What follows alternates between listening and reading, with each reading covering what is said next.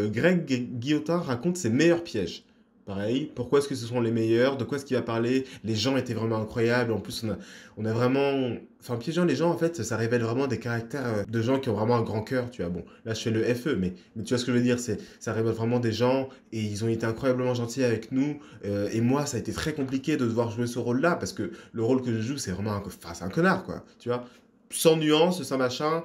Et eux, ils ont été géniaux et moi, bah, j'ai dû faire ça. Bref. Ou alors, est-ce que ça va être, et c'était super dur parce qu'on devait organiser, et on devait préparer ci, on devait cacher les caméras, et on savait pas, est-ce qu'il allait nous voir, est-ce qu'on allait se faire piéger, est-ce qu'on allait se faire avoir, est-ce que le plan allait marcher ou pas, tu vois? De quel côté est-ce qu'on va être? Ah ouais, donc là, tout ce que j'ai imaginé dans ma tête, c'est vraiment en train de fonctionner. Ça veut dire que là, ça se déroule tranquille, il mord. Merci. Littéralement ce que je viens de dire. Ok, bon, on peut déjà enlever les décideurs. En vrai, déjà, du décodage que j'avais fait, qui est dans les recommandations en bas, j'expliquais pourquoi est-ce que je pensais que c'était un observateur. Là, je dis un truc qui dit littéralement la même chose. De la vidéo d'avant, on voyait déjà double décision et tous les trucs que j'ai dit, n'est-ce pas? À un moment, il nous tend une perche, prenons-la. Moi, je dis allons-y, quoi. Moi, je dis allons-y. Plus, ah oui, mais d'ailleurs, tu vois, genre, c'est en mode, tout ce que j'ai imaginé, ça marche vraiment. Il est étonné. Putain, ce que j'ai imaginé dans le monde réel, ça fonctionne, tu vois. C'est pas, on devait faire ça. Il y a des choses qu'on n'avait pas pu imaginer qui sont arrivées, tu vois. Pareil, et c'est exactement ça. Si c'était SE, le truc du québécois, ça aurait été la réaction de l'autre qui a l'air d'être un SE. En gros, il s'est passé, genre, on voulait faire une caméra cachée, il s'est passé plein de trucs qu'on n'avait pas prévus, etc. C'était du chaos dans le monde réel et j'ai improvisé, etc. C'était trop cool.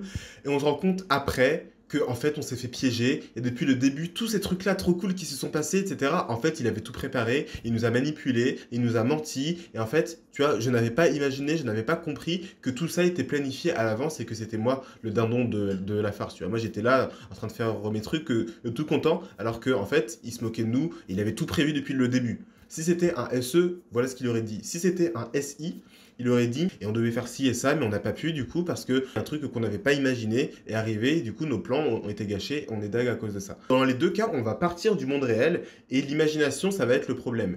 Imagination qui crée du chaos ou imagination qui nous contrôle, mais imagination. Dans tous les cas, c'est ça le problème. Lui, on va que, il va être, waouh, j'avais imaginé des trucs, c'est ça qui est cool. Et le truc incroyable, c'est qu'en plus, dans le monde réel, ça marche. Tu vois, c'est en plus dans le monde réel, il se passe ce que j'avais imaginé. Il commence par l'imagination et c'est le monde réel qui va l'étonner, tu vois. Alors que les sensitifs, eux, ils vont commencer par le monde réel et c'est l'imagination qui va les étonner dans un sens comme dans l'autre. Et évidemment aussi, des fois, quand ça marche, comment dire, il va se passer des choses qu'ils n'avaient pas imaginées et qui en plus ont arrangé leur plan, tu vois. Donc là, bah, ils vont être contents et ça va, waouh, genre le monde réel, c'est accordé avec l'imagination, tu vois. Ou plutôt, genre, genre, si c'est SINE, ils vont pas être contents que des choses qu'ils n'aient pas imaginées n'aient pas ruiné leur plan. C'est plus que justement tout s'est passé comme prévu en fait. Il n'y a rien qu'ils n'ont pas imaginé qui est arrivé. C'est plutôt ça qui va les rendre contents. Parce que justement, les SI, le problème des SI, c'est que justement, ils ont du mal à anticiper et à imaginer des choses qu'ils n'ont pas. Enfin, qui sont un peu farfelues, tu vois. Et du coup, là, ils vont être contents parce que les deux fonctions vont s'aligner. J'ai fait mes fonctions dominantes et mes fonctions inférieures. Ont marché aussi, tu vois. L'intuition extravertie du monde réel pardon, du monde qui est chaotique parce qu'il se passe tout le temps des trucs qu'on peut pas prévoir. Là, ce n'est pas arrivé, tu vois. Le monde a bien voulu marcher avec mes fonctions dominantes. Lui, c'est ça, mais c'est du coup l'inverse. Le monde, bah, du coup, bah, le monde réel, du coup, pas le monde intuitif, pas le monde imaginaire, mais là, le monde réel a bien voulu marcher avec mes fonctions dominantes qui sont l'intuition, encore une fois. Responsable de l'imagination. Vous voyez ce que je veux dire, hein. Faut pas lire que mes notes, enfin, faut pas passer dans la vidéo pour lire que mes notes parce que vous allez rien comprendre sinon. Mais vous voyez ce que je veux dire. Je m'appelle Greg Guillotin, je suis comédien, j'ai l'âge d'être le père de ton youtubeur préféré. Je dirais que c'était la toute première, ça remonte à Benguy, c'était mon tout premier personnage. Et je faisais déjà des caméras cachées avec ce personnage-là. Et celle qui m'a fait connaître, je dirais que c'était Benguy contre le crocodile Lacoste. Ah oui, c'était trop drôle, c'était trop marrant ça. Il partait dans une boutique Lacoste avec son dauphin, etc. Et enfin déjà, genre, il rendait fou le vendeur, il posait des questions débiles, il y avait d'autres clients, il était là à parler alors qu'il parlait avec d'autres clients et tout. Et à un moment, dans les vestiaires, genre, il prend un t-shirt, il va l'essayer dans les vestiaires, genre un polo, et il coupe le crocodile. Il coupe le crocodile parce qu'il dit que ça plaisait pas à son dauphin, parce que son dauphin allait être jaloux, sinon il avait coupé le crocodile. Bon, c'était super marrant, franchement, elle était très très drôle cette vidéo, et c'était à cette période-là que je l'avais connue, effectivement.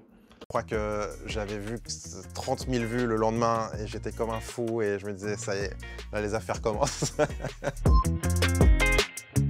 C'était l'escalator, le prank escalator que j'avais fait avec mon pote John de Mayo. Je vais aimer tenir ta main un peu plus longtemps. Je vais aimer tenir ta main un peu plus longtemps. Ce qui est bien, c'est que c'était une vidéo qui était non-verbale. C'est-à-dire que je crois qu'il y avait même 50 Cent qui avait partagé la vidéo. On se retrouvait sur des pages improbables. On s'était amusé à comptabiliser un jour les vues et je crois qu'on atteignait les 300 millions de vues, un truc comme ça, vraiment, si on cumulait tous les supports confondus. Avant, je faisais quelque chose qui avait rien à voir. Je faisais du marketing. À côté, en parallèle, je faisais du théâtre en amateur. Et j'avais ce personnage de Bengi qui commençait à germer dans ma tête. Vraiment, je le gardais sous le coude pendant des années. Je me souviens, je prenais des notes, je notais des expressions, j'imaginais des idées, mais j'osais pas me lancer. J'avais peur de me lancer. Son nom, Bengi. Et ça, c'est vraiment un truc de Répand Inf d'ailleurs. Ils vont avoir leur truc, ils vont jamais le lancer. Ils vont travailler en secret sur leur truc, ils vont jamais t'en parler, ils vont jamais le lancer, ça va jamais sortir, tu vois. Mais ils travaillent depuis tellement longtemps et genre, c'est vraiment quelque chose qu'on voit très souvent chez les Répand Inf. C'est ça, en fait, ils travaillent sur des projets secrets, en fait. Mais en fait, souvent, ils sont pas secrets parce qu'ils veulent garder le secret. Mais ils sont secrets parce qu'ils en parlent pas, parce qu'en fait, ils savent pas comment en parler, ils savent pas quand est-ce qu'ils vont le lancer, donc juste, ils savent pas se donner de deadline, ils savent pas travailler dans les temps. Vraiment, on dirait vraiment moi, là. Genre, plus je le type, plus j'ai l'impression que c'est moi. Genre, c'est les mêmes problèmes que je connais tellement bien. Ils ont du mal à se donner des deadlines, ils ont du mal à travailler dans les temps, ils ont du mal tu sais, genre, à faire tout ce, tout ce côté-là production, tout ce côté-là efficacité, etc., qu'on les modes répand. Et c'est dingue parce que souvent, on voit beaucoup de EP, mode consomme, etc., qui se retrouvent à faire le même métier pendant des années, qui sont bloqués dans une carrière qui leur plaît pas, etc., pendant des années. On se dit, mais c'est dingue, mais t'es un EP, consomme, jeu, genre t'es extraverti, enfin t'es un OE, consomme, plus OE, mode jeu, plus OE, EP, genre t'es le plus chaotique le plus chaotique des plus chaotiques. Mais pourtant, ils sont bloqués au même endroit depuis des années, ils font le même travail depuis des années, ils ont leur même truc qui n'avance pas depuis des années.